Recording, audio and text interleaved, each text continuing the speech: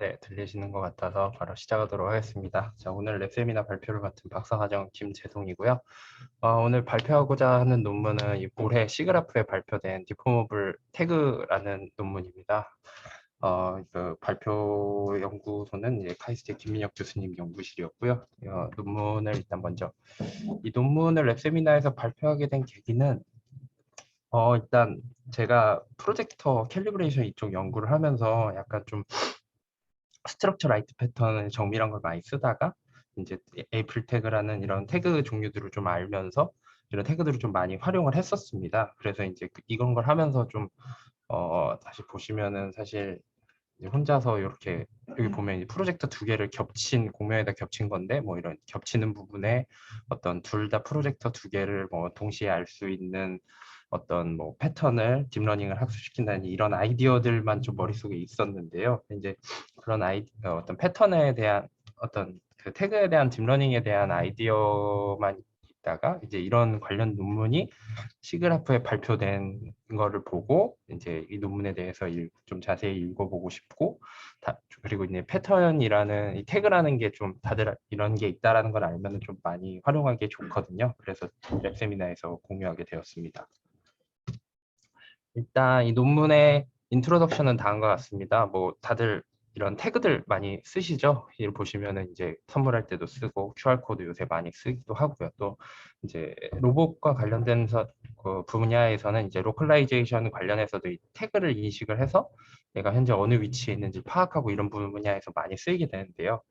이런 태그들의 단점이 존재합니다. 그 단점이라고 하면 평면에서 이제 어떤 평면을 가정하고 풀고 있다라는 점이 있고요. 그 다음에 사람이 임의로 이제 검은색과 흰색으로 그 태그를 딱 구분할 수 있게 만들기 때문에 이 안에 이제 넣을 수 있는 데이터의 한계가 존재하게 됩니다. 그래서 이제 그리고 평면 가정이 있고요. 그래서 이거를 이제 딥러닝을 이용을 해서 태그를 학습을 하고 그리고 디포머블한 상황에서 그 어떤 휘어져 있는 상황에서도 잘 인식하는 태그를 이제 제안하고자 이 논문에서는 이러한 논문을 제안을 했습니다.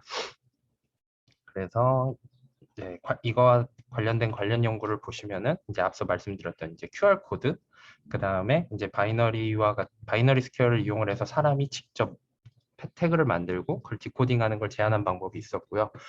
최근 들어서는 이제 이런 걸 러닝 베이스로 이제 태그를 만들고 이제 인식하는 거를 만들고자 하였더라고요. 근데 러닝 베이스라는 부분이 약간 아직은 이렇게 정밀도가 좀 떨어지는 이런 정밀도가 떨어지고 인코딩 하는데 굉장히 좀 오랜 시간이 걸린다거나 하는 단점들이 했었고요. 그 다음에 이제 다트 패턴이라고 해서 이제 서피스의 휘어짐 정도를 예측을 하는 걸 용으로 이제 점을 이용을 해서 하는 패턴들이 있었는데요. 이런 것들은 이제 오른쪽 맨 밑에 세 번째 그림을 보시면 아시겠지만 서피스를 찾고 하는 데는 유용하지만 이 패턴 하나하나를 해서 어떤 많은 정보를 얻기에는 좀 단점이 존재했습니다. 그래서 이번 기존의 태그를 인식하는 방법을 이제 자기들은 이제 다음과 같이 업그레이드 하고자 하였다고 하는데요. 먼저 트레디셔널 마커 시스템은 이제 보여드린 것과 같이 왼쪽에 이제 마커를 이제 사람이 직접 만들고 그 다음에 그거를 프린트해서 붙인 다음에 이제 마커 디텍터가 그걸 어떻게 인식을 하면 잘 인식하는지에 대한 방법들을 두 가지 형태로 제안을 해왔었습니다. 여태까지. 하지만 이제 본 논문은 이 처음부터 끝까지 모두 딥 뉴럴넷을 이용을 해서 마커 제너레이터도 뉴럴넷을 이용을 해서 만들고 그 다음에 마커 디텍터도 뉴럴넷을 이용해서 디텍션을 하는데 이 두 개를 이제 학습을 시킬 때 중간에 저희가 디퍼런셜한 이미지 시뮬레이터를 그 논문에서 제안을 해서 이 처음부터 끝까지 한 번에 학습을 할 수 있는 형태로 프레임워크를 만들고 제가 말씀드린 마커를 만들고 디텍터 할 수 있는 거를 한 번에 풀고자 하였습니다. 그래서 이제 좀 더 자세한 오버뷰는 다음과 같고요. 크게 보시면은 앞서 말씀드렸다시피 마커 제너레이터, 그다음에 이미징 시뮬레이터, 그다음에 이 마커 디텍터 세 가지로 구분되어 있는데요. 순서대로 마커 제너레이터 먼저 설명을 해드리도록 하겠습니다.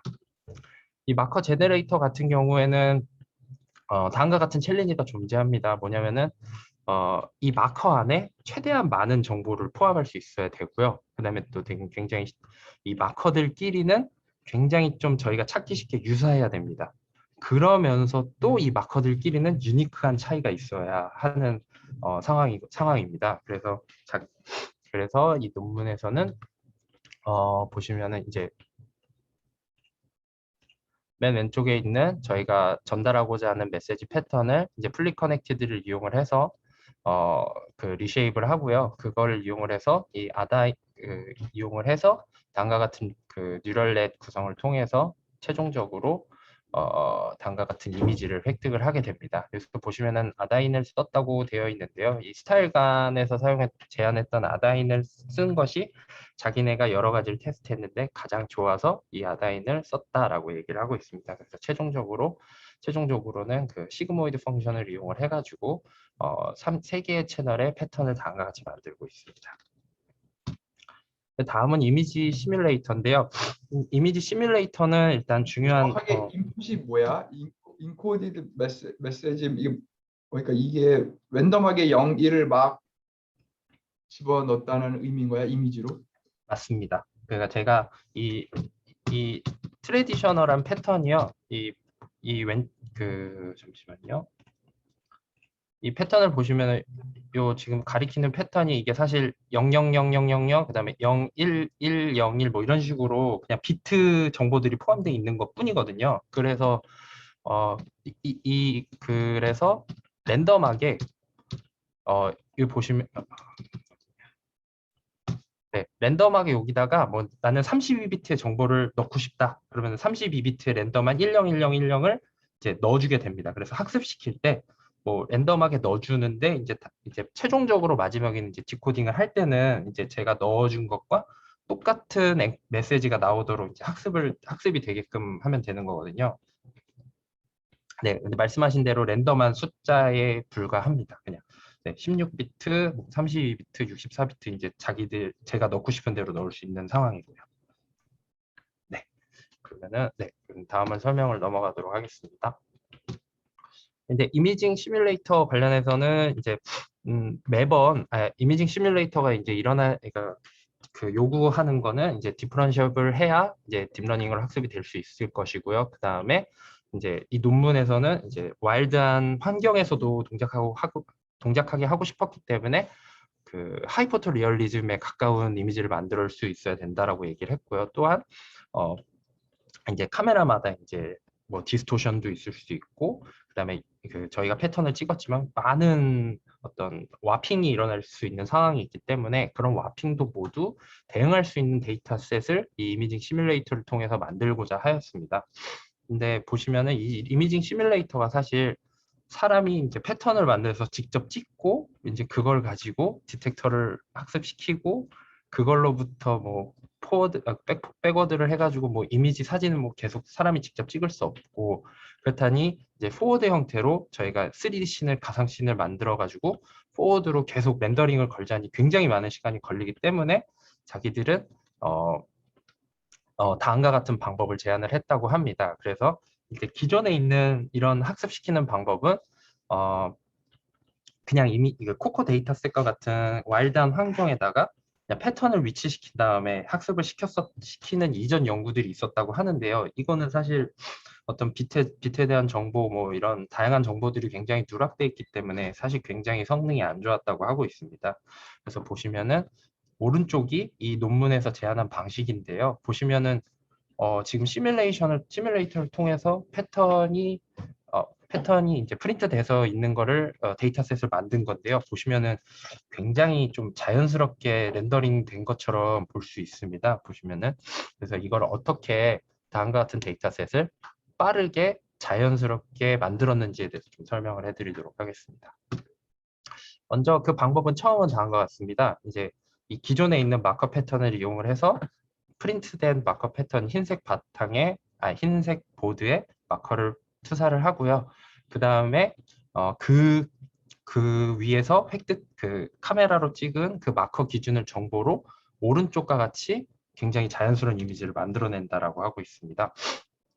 보시면 그 순서는 자 먼저 이렇게 저희가 패턴과 함께 보드를 놓으면은 저희는 이 보드로부터 이제 지오메트릭한 정보와 패턴이 어디 있는지 정보를 모두 획득할 수 있거든요. 그래서 저희가 필요한 모든 정보를 획득한 다음에 이 마커 정보를 인페인팅 메소드를 지우면 다음과 같이 오른쪽에 그림과 같이 다 자연스럽게 지워져 있는 것을 확인할 수가 있고요. 이 위에다가 저희가 만들어낸 패턴을 위에다 붙이기 위해서는 자연스럽게 붙이기 위해서는 다음과 같이 램버시안 어썸션을 이용을 해서 다음과 같이 이렇게 붙였다고 합니다. 근데 이제 램버시안 어썸션 제가 로테이션을 가져오긴 했는데요. 이게 이 로테이션 4개를 모두 이제 제가 노테이션을 다 설명하고 하기엔 시간이 좀 걸려서 간략하게만 설명을 드리면 이 맨 위와 이 밑 두 번째 있는 식은 이 램버시안 옵션은 디퓨전이 전 방향으로 모두 고르게 일정하게 퍼져나가는 형태라고 가정을 하기 때문에 입사각과 그 빛이 반사되는 벡터 2개를 주어졌을 때 그 반사율, 퍼지는 반사율이 상수라는 것만 기억을 해주시면 될 것 같습니다. 이게 오른쪽에 있는 수식이 상수고요. 그래서 맨 위에 거는 그 페이퍼 입장에서의 반사율, 그 다음에 이거는 저희가 타겟으로 하는 그 상황에서의 반사율, 그 다음에 세 번째 수식은 어떤 픽셀 포인트에서 저희가 바라봤을 때 이 눈으로 들어오는 빛의 양을 계산을 한 수식인데요. 결론적으로 말씀을 드리면 이제 네 번째 식이 제일 중요한데요. 네 번째 수식이 뭐냐면은 이제 페이퍼에서 반사되는 빛의 양을 이제 로우 P분의 로우 T라는 페이퍼와 타겟의 어떤 비율로만 곱해주면 저희가 원하는 최종적인 반사되는 빛의 양을 구할 수 있다라는 게 램버시안 업섬션의 결론입니다. 그래서 보시면은 이 되게 일정한 그림이 약간 요 오른쪽은 약간 좀 밝고 이 뒤에 있는 페이퍼의 밝기 비율로 이 왼쪽에 있는 건 약간 어두워지고 있는 것을 좀 확인하실 수가 있습니다. 근데 이렇게 자연스러운 이미지를 만들어냈는데 하지만 이 잉크를 저희가 패턴에다 투사를 하게 되면은 이제 스페큘라 그 빛도 발생을 한다라고 하더라고 합니다. 그래서 이제 이 스페큘라 텀의 경우에는 이제 기존에 있는 그 논문을 이용해서 다음과 같이 약간 좀 밝아지시는 걸 볼 수 있죠. 다음과 같이 이제 좀 더 자연스러운 이미지를 만들어낼 수 있었다라고 하고 있습니다.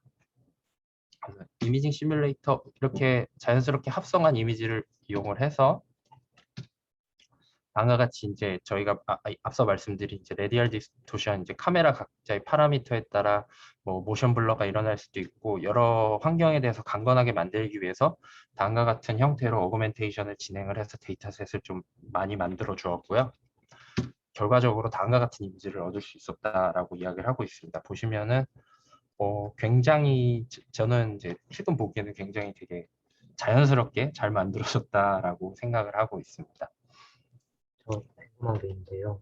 네, 여기 결국 사진 찍은 거에다가 네, 이제 리얼리스틱하게 렌더링을 했다는 뜻이죠, 결국에. 맞습니다. 네. 그래서 전부 모든 씬을 렌더링 하는 게 아니라 사진 있는 데서 정보를 획득해서 그 위에 어떤 그 빛의 차이만 가지고 한 장 한 장을 그러니까 저희가 만든 마커를 붙일 수 있기 때문에 굉장히 빠르고 디퍼런시에이블 하면서도 하이퍼 리얼리 그러니까 뭐 되게 자연스러운 와일드한 환경에서 되게 자연스러운 이미지를 얻을 수 있었다라는 게 이 논문의 키포인트입니다. 전 네. 슬라이드에서요. 타겟이 네. 어떤 걸 뜻하는 거예요? 어떤 전자 슬라이드? 그 타겟이요? 램버시안. 네. 이게요. 요 최종적으로 얻고자 하는 그 빛입니다.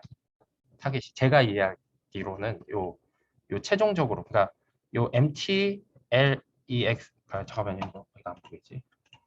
요 수식이 그러니까 제가 이해하기로는 이제 페이퍼 원본의 밝기가 있고 이 반사율의 비율이 다를 거잖아요. 원하는 타겟과 페이퍼의 반사율 그거만큼 곱해준 값이 여기에 들어간다라고 생각하시면 될 것 같아요. 그러니까 이게 그러면 최종 아웃풋. 네, 그 로우 T랑 로우 P 저거를 네. 어떻게 구하는 거예요?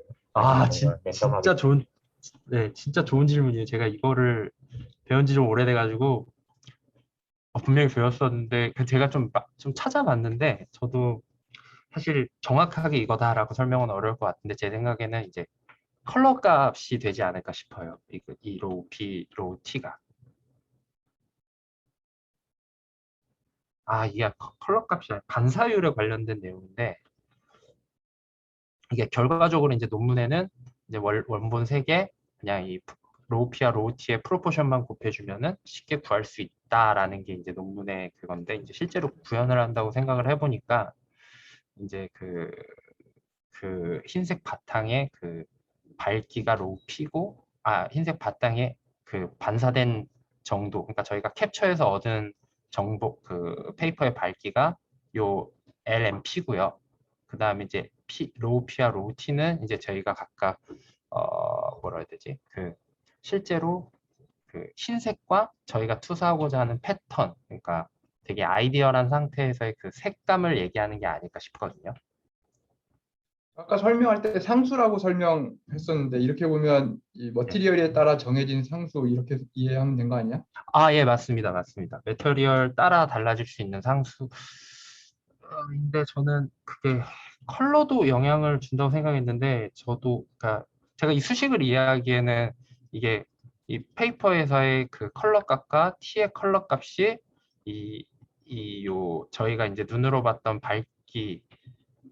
밝기에 맞춰가지고 곱해주면 이게 나온다라고 저는 이해하고 넘어갔거든요. 일단은 이거는 수식을 제가 정확히 설명 못 해드린 점은 죄송하지만 일단은 지금 위에서 획득한 요 흰색 판의 반사율에 맞춰서 색깔을 이제 그레디언트를 만든 어떤 밝은 데는 밝고 어두운 건 어둡게 만들어 준다 정도로 설명하고 넘어가면 좋을 것 같습니다. 사실 이거를 제가 코드를 오픈한다 그래가지고 코드를 찾아봤는데 아직 오픈을 안 하셨더라고요. 그래가지고 그래서 저도 사실 친구들한테 이 논문을 소개하면서 이 데이터를 자연스럽게 만들 수 있는 이 파트가 굉장히 중요할 수 있을 거라고 생각을 해서 좀 자세히 설명하고 싶었는데 일단은 이렇게밖에 설명하고 못 넘어가는 점 좀 죄송합니다. 일단 뭐 나중에 코드가 또 나오고 하면은 네네 저기 적분으로 오메가 이렇게 돼 있는 부분이 네 저게 렌더링 이퀘이션인 것 같은데. 렌더링 저, 이퀘이션이요? 네, 좀 더 자세히 얘기해 줄 수 있나요? 제가 저, 이해하기로는 네네네 예, 저게 오메가가 반구일 거거든요. 반구. 예 맞습니다 맞습니다. 예, 모든 빛 그래서 들어오는 빛 예, 맞아요. 그래서 그 오메가에서 봤을 때 그 X점에 색이 네, 이제 아마 L에서 BRDF로 계산을 하고 코사인 네. 세타 있는 게 그 빛 각도에 따라서 보는 각도에 따라서 이제 옆에서 보면 좀 어둡고 위에서 보면 제일 밝고 요걸로 아마 알고 있거든요. 그래서 P가 아마 P래 로우가 곱해지면은 아마 약간 그 정도를 그러니까 어떤 값이 나왔을 때 그냥 상수로 줄이고 늘리고 하는 그러니까 밝기가 나오는데 저 적분을 하면은 거기서 그 값을 조절하는 역할을 하지 않을까. 로우가. 네네네 맞습니다. 그래서 이제 네. 이 논문에서 이제 굉장히 짧게 설명이 돼 있어요. 그래서 이 수식이 나와 있는데 이 수식이 그냥 단순히 이제 타겟으로 하는 것과 이제 실제 페이퍼에서 찍은 요 값이 이제 상수기 때문에 이제 나눠져 가지고 그냥 이제 로우 P와 로우 T의 비율로만 계산된다라는 근거로서 그냥 쓴 것 같습니다. 이게 제가 생각하기엔 그냥 그 구현을 할 때는 그냥 이제 페이퍼 흰색 바탕에 있는 그 색의 밝기 정도를 가지고 그냥 색을 곱해준 게 아닐까 정도로만 이해하고 넘어가면 될 것 같습니다. 실제 데이터 셋도 약간 좀 그런 느낌 그렇게 되어 있는 것 같고요. 다들 코멘트 감사합니다. 그래서 제가 기존의 연구를 이용해서 여기까지 설명을 했죠. 네, 그럼 다음 넘어가도록 하겠습니다. 그래서 다음 이제 마지막 스텝인데요. 보시면 이제 마커 디텍터 스텝인데 이제 마커 디텍터는 굉장히 효과적으로 빠르게 찾아야 되고요. 그 다음에 이제 지오메트릭하게 어떤 위치에 있어도 캡처가 가능해야 됩니다. 그러면 이게 이 부 파트는 되게 재밌어지는 게 사실 그 문제 정의가 오브젝트 디텍션과 똑같이 정의가 되기 시작을 하거든요. 그래서 이제 이 논문은 그 오브젝트 디텍션에 있는 논문으로부터 인사이트를 얻어서 투 스테이지 페스터 RCNN이라는 RCNN 논문으로부터 아이디어를 얻어서 이제 오브젝트 디텍션 하는 논문들이 굉장히 많더라고요. 그래서 스테이지를 여러 개나 하는 것도 있고 뭐 하나로 한 번에 푸는 것들도 있고 근데 그 중에서도 이제 투 스테이지 테스트 RCNN을 이용을 해서 보시면은 이제 마커 디텍터라는 게 이제 어느 위치에 마커가 있는지 이제 리전 오브 인터레스트를 찾고 이제 그거 기준으로 그 찾은 리전 오브 ROI에서 더 정확하게 디코드를 메시지를 디코딩하는 형태로 그 프레임워크를 구성을 하였다고 하고요. 그다음에 이제 모든 거를 다 처음부터 하는 거는 굉장히 비효율적이라고 해서 이제 보브넷이라고 하는 피처를 찾아주는 그 매스넷이나 뭐 아무거나 쓰셔도 상관은 없다고 합니다. 그래서 백번 네트워크로서 보브넷이라는 거를 이용을 해서 다음과 같이 그 네트워크를 구성을 하였다고 하고요. 보시면 순서는 다음과 같습니다. 좀 더 자세한 순서는 다음과 같습니다. 먼저 백본으로부터 이제 리즌 프로포절 네트워크를 통해서 다음과 같이 어떤 리즌에 패턴이 있을 것인지를 그 추천을 받고요. 그리고 추천받은 것을 통해서 마스칼 CNN이라는 좀 더 자세하게 오브젝트 디텍션을 할 수 있는 논문을 이용해서 ROI를 좀 더 정밀하게 찾습니다. 그 뒤에 이 앞선 정보들을 이용을 해서 이 메시지들을 디코딩을 하고 그 다음에 코너를 코너 어떤 내점을 찾는 코너를 프레딕션 하는 정보를 찾게 됩니다. 그래서 이제 마지막으로 이제 로스터만 설명해 드리면 되는데요. 이 로스터는 다음과 같이 구성이 되어 있고요. 각각에 대해서 로스텀에 대해서 설명을 해드리자면 이제 첫 번째 RPN 이 리전 프로포절 네트워크 로스는 그 디텍트론이라는 이제 프레임워크가 오브젝트 디텍션에 또 있다라고 합니다. 그거 기준으로 다음과 같이 클래스와 로케이션에 대한 그 로스는 그 이전에 있는 논문을 똑같이 차용을 해서 변함없이 썼다라고 이야기를 하고 있고요. 이제 샘플링 로스 같은 경우에는 이제 보시면은 그 사실 그 이게 평면 가정이 아니고 디포메이션이 일어날 수 있다는 가정이 있기 때문에 보시면은 이 오른쪽 제가 이제 포인팅으로 가리키는 그림을 보시면은 호모그래피만으로 그러니까 내점만으로 안에 있는 점들을 모두 찾을 수가 없습니다. 그래서 이 안에 있는 점들을 샘플링을 해가지고 이 샘플링된 포인트들이 변화했을 때 어떤 형태로 변화했는지 정보를 모두 가지고 이 점들의 그라운드 트루스와 이제 프레딕션된 정보들을 에런 로스를 이용을 해서 이제 로스를 만들었다고 하고 있습니다. 보시면은 n 토탈은 저희가 몇 개의 리즌을 그 추천받았는지 그리고 n 개의 샘플은 이 안에 샘플의 개수를 의미하게 됩니다. 그래서 다음과 같이 이 2는 제가 보기에는 이 좌표가 x축과 y축 두 개가 있어서 2로 나눠준 것 같고요. 그다음에 이제 코너 로스를 얘기하기 전에 이제 디코드로부터 메시징이 얼마나 잘 됐는지에 대한 로스를 먼저 설명을 해드릴 건데요. 보시면은 이 오브젝트니스와 디코딩 로스는 다음과 같이 구성되어 있습니다. 그래서 먼저 디코딩 메시지는 앞서 말씀드렸다시피 처음에 인풋으로 들어온 메시지와 이제 저희가 이제 디코딩을 했을 때 나오는 이 메시지가 얼마만큼 동일한지에 대한 LT 로스를 다음과 같이 구할 수 있었고요. 보시면은 이 디코딩 로스를 굉장히 크게 하기 위해서 웨이트를 10이나 준 거를 확인하실 수가 있습니다. 왜냐하면 정확하게 찾는 게 굉장히 중요하기 때문이죠, 이 논문에서는. 그리고 이제 오브젝트니스 로스 같은 경우에는 이 ROI에서 얼마나 이게 그 겹치는지에 대한 그런 ROI를 얼마나 잘 찾았는지에 대한 오브젝트니스를 로스를 다음과 같이 주었다고 하고 있습니다. 그리고 근데 좀 이 논문에서 또 크게 다루는 게 보시면은 요 디코더 헤드와 코너 헤드를 따로 구하는데요.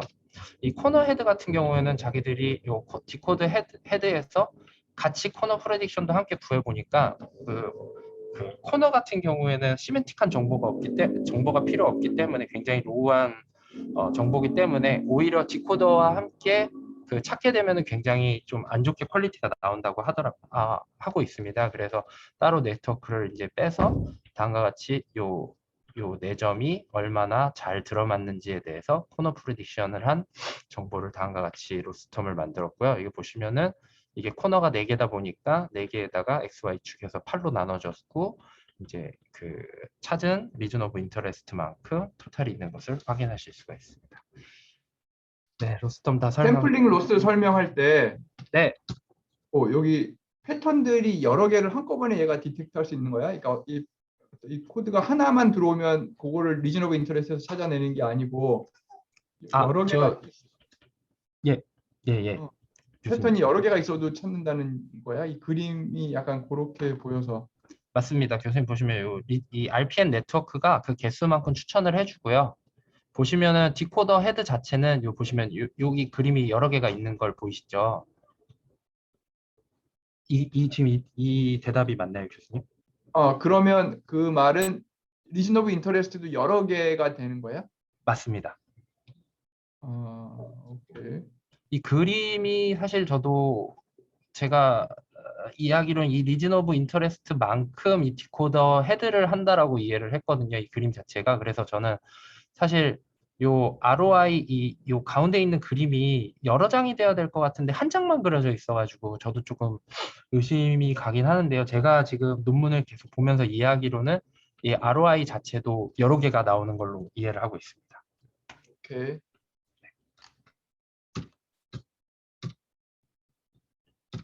네, 그래서 이제 넘어가기 전에 네, 하나 질문하고 싶은 게 있는데요. 네, 약간 전제 조건에서 하고 싶었던 게 네. 이제 디코딩 뭐지? 결국 메시지를 인코딩해서 나오는 그 태그가 마커가 결국 어떠한 비슷한 형태가 나와야 된다고 말씀을 해주셨잖아요. 마커들끼리요. 네네네. 네. 근데 그런 거에 대한 컨스트레인이 지금 하나도 없는 것 같은데 어떻게 만족하고 결과가 나올지가 되게 의문이네요. 나올 것 같긴 한데. 사실 지금 말씀하신 사실 또 그것 또한 또 굉장히 좋은 질문인데요. 앞서서 여기서 설명해야 되나? 여기서 지금 보시면은 이거에 대한 말씀을 하시는 거죠. 마커 시뮬러리티에 대한. 마커 시뮬러리티를 어떻게 로스텀에 넣고 뭐 어떻게 구별을 했는가에 대한 얘기를 하신 것 같은데 일단은 사실 이거에 대해서 언급은 뭐 따로 텀을 안 넣었지만 이 논문 보시면은 이 논문의 이제 중간쯤에 보시면은 이 구별을 잘하기 위해서 요 왼쪽 밑이 파란색이 되고 오른쪽 위가 약간 빨간색 형태로 되더라라는 정도의 언급은 있었습니다. 따로 텀을 주진 않았는데요. 이렇게 구별이 잘 되게끔 제가 보기에는 그게 디텍션 텀에서 이제 좀 이런 게 좀 잘 찾을 수 있게끔 나오는 게 아닐까라고 저는 생각을 했거든요.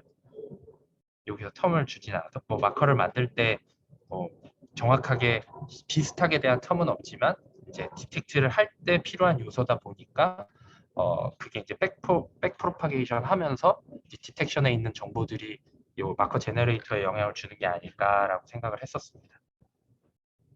네, 말씀하신 대로 그게 코너텀에서 왠지 생길 것 같아요. 코너텀을 안 주면 저런 유니크한 보더라인 이펙트가 안 나오지 않을까. 지금 요 코너 프레딕션 텀 말씀하시는 거죠? 네. 근데 저희 좀 빨리 진행해야 될 수도 있어요. 네네네네. 죄송합니다. 빨리 진행하겠습니다. 길어졌군요. 네. 지금 굉장히 좋은 인사이트인 것 같아요. 네, 맞아요. 네, 좋은 질문이었고요. 그 다음에 그래서 결과는 다음과 같습니다. 자, 빠르게 하고 넘어가겠습니다. 여기 보시면은 이전에 있는 논문보다 AP 스코어가 높을수록 더 좋은 논문인데 AP 스코어도 높았고 FPS도 거의 30 FPS에 가까웠고 FP 레이트는 잘못 인식을 하는 케이스인데 잘못 인식을 하는 케이스는 거의 0에 수렴했다라고 하는 걸 확인할 수 있고요. 보시면 오른쪽 그래프 보시면은 이제 이 제안한 논문이 가장 AP 스코어가 높았다라는 걸 보실 수 있고요. 그 다음에 이거는 이제 휘어진 종이 위에서도 이제 에이프릴 태그와 비교했을 때 잘 되고 있다라는 것을 확인하실 수가 있고요. 그다음에 이거는 이제 데포메이션 됐을 때 얼마만큼 인식을 잘하는가를 다른 논문들과 비교한 건데요. 여기 보시면은 디스플레이스먼트가 클수록 많이 휘었다는 건데 이제 우리의 논문이 가장 좋은 AP 스코어를 가졌다. 많이 휘더라도라는 걸 확인하실 수가 있습니다. 그리고 이거는 아까 맨 처음에 말씀드렸던 서피스를 찾는 논문과 비교했을 텐데 서피스를 찾는 논문과 비교했을 때도 더 많은 마커를 찾을 수 있다라고 이야기를 하고 있더라고요. 이건 조금 의아하긴 했는데 굉장히 좋은 성능을 보여주고 있다라는 것을 확인하실 수가 있습니다. 그리고 이거는 모션 블러가 있어도 더 잘 인식된다라는 걸 확인하실 수가 있고요. 그다음에 네, 이제 이런 게 이제 한 장으로 가능해지다 보니까 공면 위에서도 다음과 같이 3D를 카메라 2대로 3D 포인트를 잘 찾을 수 있다. 한 패턴 하나만 가지고 프로젝션된 패턴 하나만 가지고 잘 찾을 수 있는 것을 확인할 수가 있었고요.